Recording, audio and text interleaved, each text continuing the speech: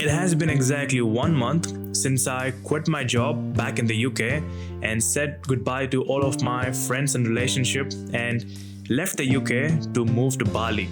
And yes, Bali is a beautiful country and it's really affordable and it's the best place to build the best life for me around fitness, business, and a slow and chill life. But it's not always rainbows and sunshines as you see on social media. If you're new to this channel, my name is Gautam, and in this video I'm going to talk about all the things which all the social media influencers don't want to talk about, like moving to Bali. And this video is 100% about my own experience. But before talking about all the negative stuff, let's start with a good note. Let's talk about all the positive things. Yes, compared to the UK, the weather is really nice. It's almost always 30 degrees and it's not like really hot compared to the UK weather. I don't know why. UK maxes out like 22 degrees or 20 degrees in the summertime. Like summer is like 3 weeks for a whole year, and that 20 degree feels more than 40 degree back in India. And in Bali, 30 degree is like way chill. It's not too hot. It's at this perfect point where it's warm enough to enjoy your life. But if you're stuck in the traffic, it's going to be really hot. But at the moment, it's kind of rains really bad, but it's a monsoon season. I can't really complain. And the next positive thing about the Bali is it's really affordable, and it's affordable only if you are coming from a Western country and only if you're getting paid in dollars, pounds, or in euros. Yes, when I was living in the UK, I was spending a lot of money, not even living, just surviving. Now I'm actually started living my life, paying less than half of what I was paying in the UK. And generally, the quality of life has improved way higher compared to my quality of life back in the UK. And the next best thing about Bali is it's really easy to be healthy in Bali compared to all the Western countries. I mean, by the end of the day, it's your own choice of your own health. If you choose to eat shitty food, you will get obese.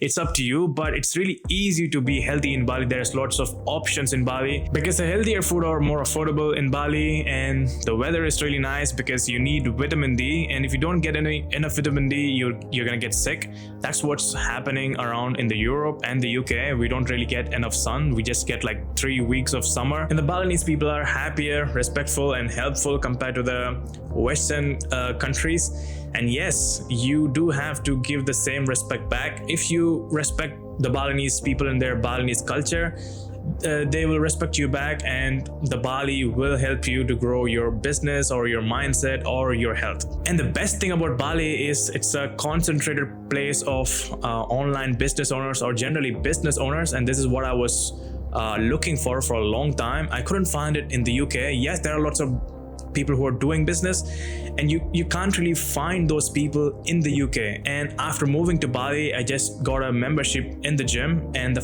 past 1 month, all the people I have been speaking to, everyone has their own business. And when you talk to people with your own kind of mindset, it's gonna help you even more, like think differently about your own business. Even if they're not doing your own business type or business model, it's going to help you really well for a long term, and you can build connections and you can like work together. Right now I'm talking to a guy from Netherlands and a guy from Russia, and they are into similar kind of business like me, and we are thinking about like tag teaming this up and working together and building our business even more. So yeah, that's the main reason I moved to Bali, and I am really thankful for being here right now. There are a lot more positive things about Bali which I didn't mention in this video, because in this video I'm gonna talk about all the hardship I have went through for this last 1 month, and I didn't really had anyone to speak to. And yeah, this is the only way I can talk to someone. Like now it kind of feel like I'm talking to myself. And yes, when I see your comments, and I posted my first video talking about me leaving the UK, and I gave all of the reasons why I'm leaving the UK. If you want to watch that, I'll leave that video down in the description. Again, these all negative points I'm gonna mention in this video are from my personal experience. The first thing is, obviously, leaving the UK was really hard for me. I didn't really imagine myself going through lots of sadness when I left the UK. And yeah, I moved to UK when I was 21, and now I'm 26. I lived in the UK for 5 years. And when I left India, I didn't feel that much of emotions. And the country where I born and brought up, and I spent 20 years of my life, and all of my family is in India. And at that time, I didn't really feel that much because I know, I can just go back and visit my family. But for some reason, after leaving the UK, it didn't really hit me that much when I was traveling from UK to India and India to Bali. And after everything settled down and it's just me, myself, and my thoughts alone, it was really bad. I didn't expect myself to be in that much sadness. I don't want to say I was depressed. I don't want to even say that word from my mouth. I never get depressed. That's a good thing. And yes, I was really sad because I left all of my friends behind, the friendship that I built for past 5 years. And the fact is, I don't really want to stay in the UK anymore because the UK has gone really bad. The fact that I'm feeling sad, I think mostly it's because all the friendship and relationship I have built in the UK. And I'm pretty sure 99% of my feelings of leaving the UK and me being sad is because I left my girlfriend back in the UK, which I couldn't really talk about it on my last video. And yes, I was really sad when I left the UK, and I knew that I was gonna do something with my life, and I chose this path of leaving everything and moving out of the UK and starting my own life and building my own business and doing all the things I always wanted to do and dreamed to do. But in this case, I had to choose between my dreams or do I need to stay with my girlfriend. And after, it may seem like I'm being too selfish, I've thought about it for a whole year, and I thought I was gonna stay because I fell in love with this person, and she was my first girlfriend. Yes, it's true, she was my first girlfriend. And yeah, it was really hard. And after leaving her back, it was really bad. And I said to myself I was not gonna cry, and the past 1 month, even though I was really sad, I didn't cry. But when I'm talking to I haven't spoke to someone about my feelings for past 1 month, and this is the first time I'm expressing my feelings. So when I'm talking about it, everything is coming out. So I love this person really deeply, and the best thing about this person was I asked her out, and I let her know that I haven't been in any relationship before you, and I'm broke, and I'm trying to build this business for myself. And I didn't imagine that she was gonna say no, because I thought no one's gonna say yes to a guy who is broke, doesn't have any money, and trying to figure out after quitting his job, building a business or whatever it may be.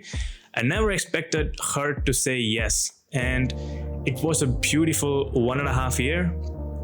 And I'm really thankful for being a part of her life and her being a part of my life. And the past 1.5 years I spent with this person has changed me really in a good way.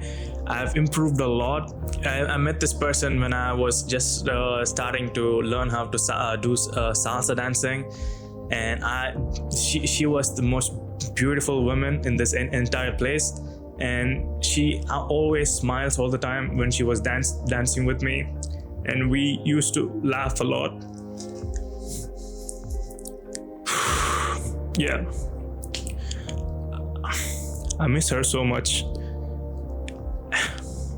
So I just wanted her to move on with her life, and I didn't want to cause her any more pain, because I couldn't explain all the things which I'm going through to my friends or my family, because if I said those things to my family, they will worry about me.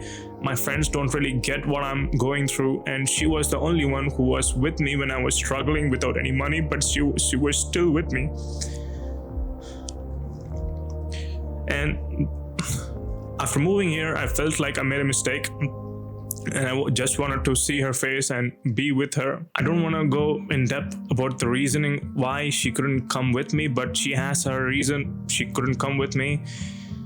And the only possible way moving forward is for us to separate and move on with our own life. And the past 1 month, I wanted to call her, I wanted to see her face, I wanted to hear her voice almost every day, but I didn't want her to feel the same kind of feelings again and again. And I just want her to move on, and I want her to live the best life as she can, and I will be friends with her. If she wants something, I'll be there. And yes, that's how it's gonna be. It's gonna be really hard for a few months, even few years, because she was my first, and I didn't really have any experience on how to move on from your relationship. I thought she was the one, and things didn't really go according to the plan, because I thought I was gonna get a girlfriend, and I was gonna marry this person. So yeah,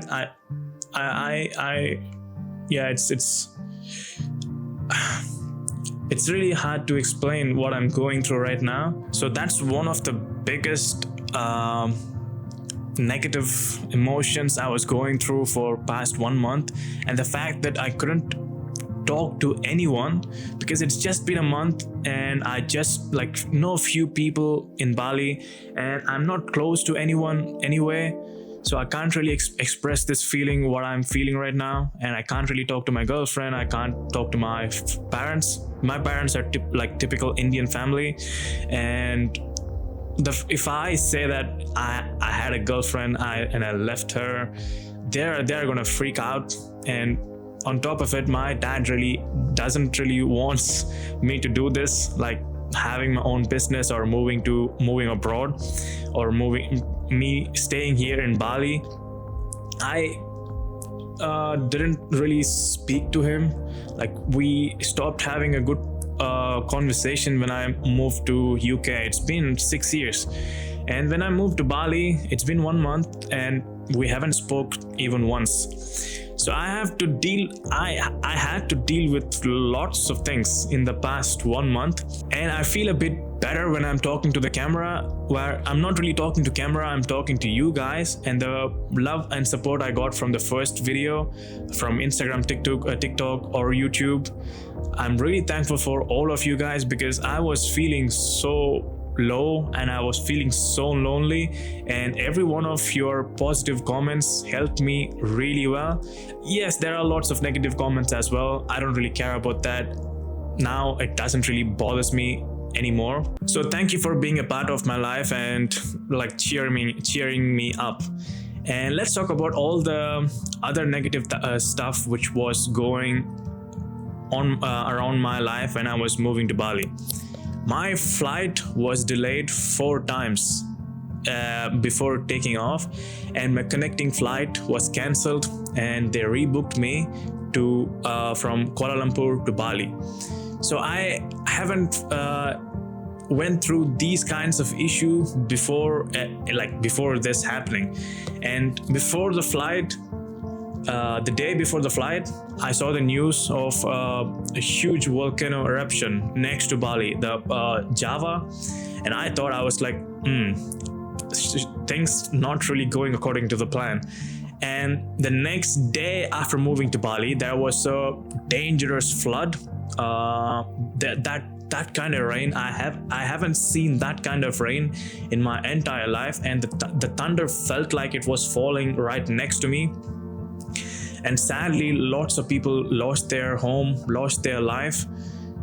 Yeah, everything was happening on these 3 days. The day before the volcano eruption, on the day, my flight got delayed 4 times. My connecting flight got cancelled. And after moving to Bali, the flood happens and I couldn't really go out the first few days. So I didn't had any contact. I didn't had a SIM. Yes, I had a Wi-Fi. I can talk to my friends and family back home, but I didn't had a contact. And when I left the UK, I lost my debit card. So I was not having any cash. Yes, I do have money, but it was in my account. So I don't have cash in a country, in a new country, and I don't have a phone number to open a bank account or something to get money out. So it was really stressful, and I'm really thankful for my guest house owner. The first guest house I stayed after coming to Bali, she took care of me. She was bringing her with me on her Scoopy, the 2-wheeler, and she was showing around where to eat, where to get stuff, where to get the SIM. And I sent her money on her account, and she gave me the cash in the hand, so I could spend, get food, and start buying stuff for myself. She was really helpful after moving here. So I had to leave this guest house and move to my long-term guest house, and which I booked before coming to Bali. And I have fixed the price, and we spoke about everything, and everything was in Facebook Marketplace. And once I've moved here and I gave him a call and we spoke about the price, and he increased the price really high. He was just trying to rip me off because I was calling him on WhatsApp and my phone number was on the UK number. And he thought he can just overcharge me. It's not about paying the money. I would have happily paid the money. But the fact that I was gonna live in this place for the longer term in Bali, and I don't want to stay in the place where the guy was trying to scam me. So it was really bad. And I had 1 day left before moving out of this guest house because it's extremely booked, because I'm in Canggu, the most crowded place in Bali, and I'm right in the middle of Canggu. So every place is fully booked up, and I had to leave in 1 day.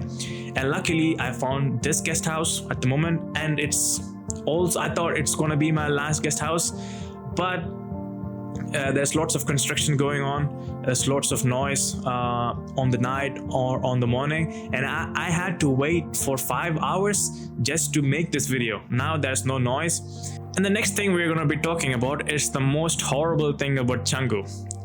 It's the traffic. And last week I was stuck in this traffic for I had to go buy eggs, milk, and bananas for my diet. And it's just 5 minutes from this guest house, and it took me 30 minutes to come back home. It was that much traffic, and it was raining. I got stuck in the traffic, and it was raining, and people were honking. But if time goes on, I will know all the routes and how to avoid this traffic. Usually, I think I need to wake up a bit earlier and do all my stuff. I don't want to go out when it's after 11 or 12. After 11 and 12, it's going to be really crazy when you're getting your Scoopy out, the 2-wheeler out. You're going to be stuck in traffic. And in this exact, in a small path, there's not just 2-wheelers, there are 4-wheelers. That's the only reason there's lots of traffic going around in Canggu. The whole month, I've been going through lots of horrible hair loss. It turns out the water in Bali or in Canggu, it's hard.